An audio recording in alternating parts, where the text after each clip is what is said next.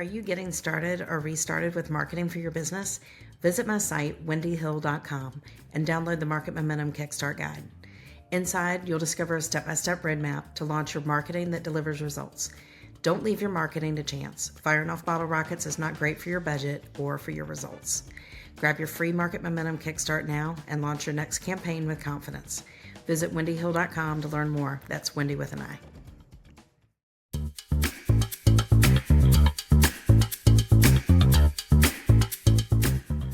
Hi, welcome to the Confessions from the Home Office podcast. My name is Wendi Hill, and I've owned Market Momentum, a marketing consulting company in Greenville, South Carolina, since 2005.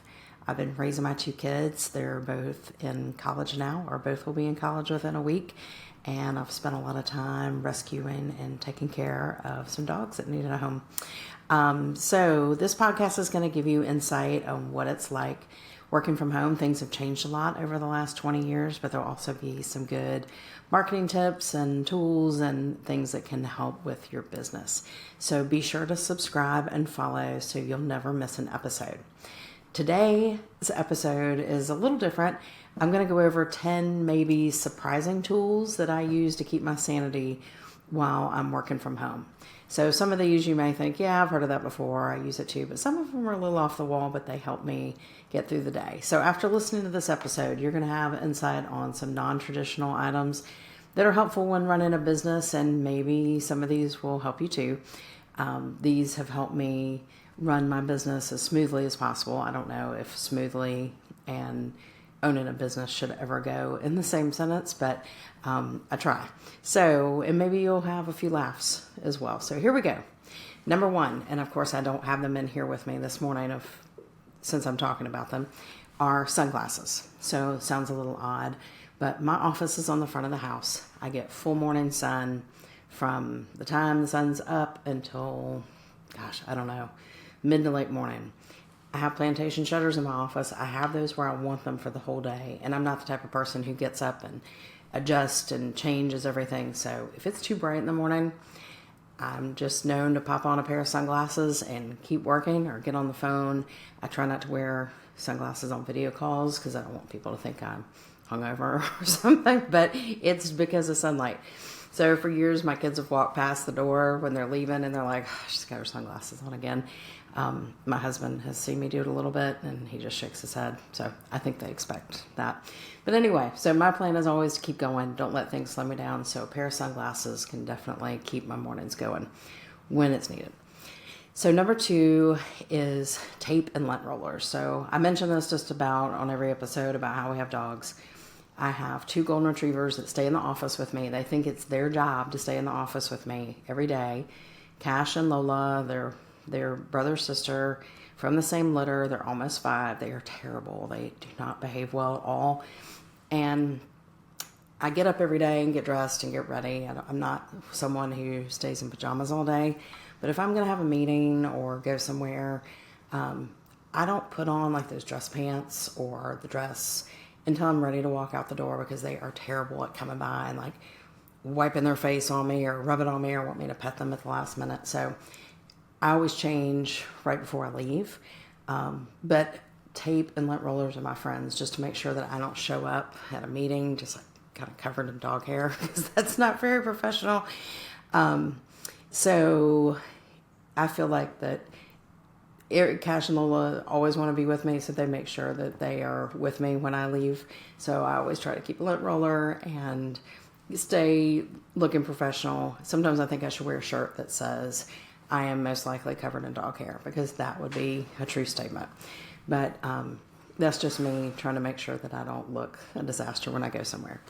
So number 3 is a large whiteboard with wheels. A lot of people have whiteboards mounted on their walls or leaning up against the wall in their office. I've got a huge one on wheels. It's about 3 feet tall by 4 feet wide. And I drag that thing around. My family's like, here she comes with the whiteboard. Sometimes it stays in the office. Sometimes it goes in the den. I use a project management tool called Trello for all client work and day-to-day and for planning. But the whiteboard is stuff for the house, planning for the business, the growth of the business, and planning for projects for farmland that we're working on right now. So that's so it stays in front of me. Like Trello's all the day-to-day, and the whiteboard are the big ideas and some of the tasks that have to be done. And, sometimes the whiteboard, like, it'll go into the den on election night this year, and we'll kind of do a Tim Russert style commentary and adding things up. We do that around here, kind of crazy about that type of stuff. But anyway, so the whiteboard is something that travels around, mainly stays in my office, and that's kind of the dreaming and the planning and the big things and a lot of really fun things that I'm working on with my family. So now number 4, this one's a little odd. This tool is my bedroom closet. I know it sounds really crazy, but with family and dogs and deliveries in and out of the house all day, sometimes there's just a noise I can't avoid. We are the first house in our neighborhood, so we have a lot of traffic. We have landscape crews. We have people cutting down trees. Just, there's always something. So if I need a quiet place for a call, I wouldn't do a video call in my bedroom closet, but a call, I go in there. It's a closet that's right off my bathroom. There's like 3 doors I can shut before I get there. I keep a little chair in there. That's my desk. Sit on the floor. I have closed more deals sitting in that closet than anywhere else talking on the phone. So, no interruptions, no doorbell. It's pretty much soundproof. And it's a great place to kind of figure things out without having to leave or go upstairs and find a spot. And sometimes the noise is just unavoidable. So that was number 4. Number 5 are $1 journals. So I'm a person who likes to write things down. I do type in meetings sometimes, but I like to write, like to think, like to draw, like to plan. When I go to meetings, I try to write instead of just being hunched over the laptop, talking to people. But I do feel weird about buying nice journals that are $15 and writing in them and eventually throwing them away. So I found a lady locally who buys overruns from a printer, and she sells me these awesome journals for $1 a piece. So I go see her a couple times a year, buy bags of them, and go through them. I don't know if you can see this. Here's one right here. This is fantastic. Almost feels like leather. My office is full of them. So then I don't feel so guilty about spending $12, $15 on a notebook where I'm just going to write and eventually trash it at some point. So if you're in the upstate of South Carolina, send me a message and I'll hook you up. I'll let you know where she is and when she's there, and you can get some good deals too.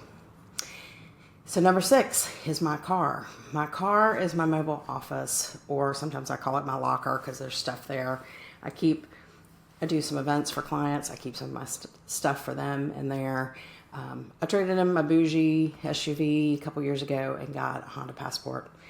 And so I have a mobile hotspot in there, so I'm always connected if I need to be. I have all-wheel drive, so I can drive around at the farm and don't have to worry about getting stuck. It has a great stereo, listen to music, and also if I need to be on a Zoom or call in for something, it just works really well. And it's also a great place to eat lunch if I need to hide from some people in this house for just a little bit. And it's also a great place to take a quick after lunch nap for, 10, 15 minutes if I need to. And it's comfortable. And we'll see if anybody from my family is listening to this and if they say anything. So, yeah, I do hide in my car once in a while. Like a lot of moms hide in their car in the driveway or in a parking lot close by. So number 7, moving on to that, is a timer. I don't know if you can see this. I have this timer. I use it a lot. I use the Pomodoro technique.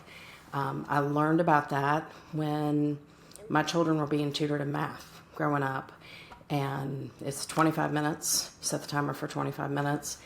I try to kind of put tasks together that are similar and knock out some things. Or if I need to do some brainstorming, I'll set a timer. It just keeps me from scrolling. It keeps me from going down a rabbit hole, researching something. 25 minutes on, 5-minute break, get back at it. I don't do that all day. That's nuts. That would be like being a robot.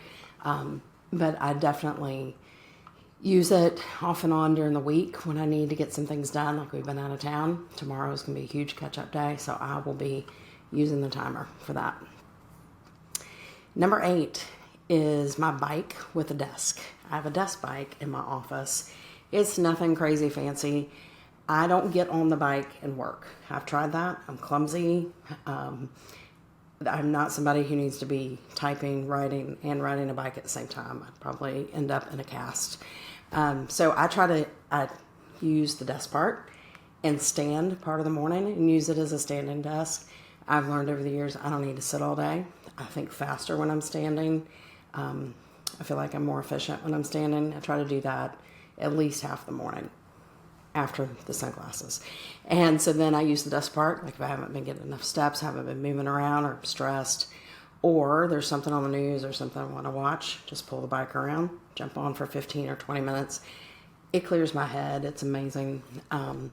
So I love it. And I found out about it because I saw an influencer who kept talking about her desk bike. And of course she was like a size 0 and perfect. And I was like, there's no way. And so I finally went to her link, bought the bike, and it has been a great investment. So it's nothing fancy. It's not a Peloton. I think it was $299, and it has been fantastic. So let's move on to number 9. Number 9 is my beauty station in my office. Don't laugh. It's a long way to get to my bathroom in this house. And if I do that, somebody's going to interrupt me. A dog's going to want to play. Something's going to be going on. I'm going to get distracted. So during the day, I'm like this. Hair starts looking like the end of a Q-tip. Makeup starts sliding off my face. And somebody will say, can you get on a Zoom? Can you get on a Teams call? Or can you come by our office? We've got an issue with something. And so I have my station with my mirror and my makeup, brush, hairspray, curling iron, all over here so I can touch up and be ready to go. So I started that about 2 years ago, and it's been a huge time saver, and it's just worked for me. So you just never know when you're going to have to do some maintenance, repair, and overhaul. My aviation clients and friends will understand that. And so that's why I keep it right here. It's been great. And last is number 10, the Kajabi app. So that's for all my training and courses. I have people say all the time, why are you taking courses? Why do you train if you're a consultant? Don't you already know everything? Have you seen how fast everything's moving in all the technology? There's a new social media app that's out. I'm not going to talk about it on this episode, that I've got to learn this week. So Kajabi is a place where people host courses, memberships, websites, do their email marketing. It's kind of all in one. When I start researching if I'm going to buy a course from someone, I ask them if they host through Kajabi. And that usually puts me over the edge if I'm going to buy. That way, all the courses that I've purchased are in the Kajabi app. I can have that on my phone. I can listen and watch while I'm working.